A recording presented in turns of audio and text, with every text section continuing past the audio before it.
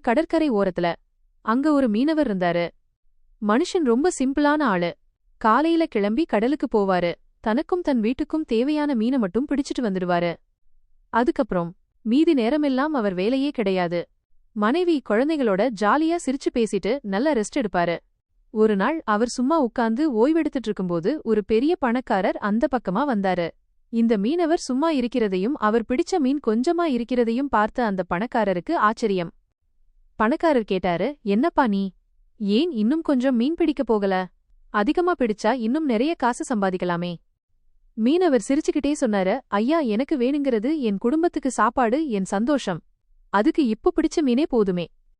பணக்காரர் விடலை, அடடே, நீ தினமும் அதிக நேரம் வேலை செஞ்சு நிறைய மீன் பிடி. அந்த பணத்தை வச்சு முதல்ல ஒரு நல்ல படகு வாங்கு. மீனவர், அதுக்கப்புறம்? பணக்காரர், அப்புறம் என்ன? இன்னும் நிறைய பெரிய படகுகளை வாங்கி ஆளுகளை வேலைக்கு வச்சு ஒரு பெரிய மீன் கம்பெனியே ஆரம்பிச்சுடு.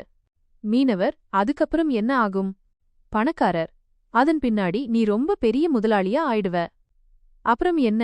நிம்மதியா உன் வீட்ல உட்கார்ந்து ஜாலியா ஓய்வெடுத்து உன் குடும்பத்தோட சந்தோஷமா நேரத்தை செலவு பண்ணலாம்.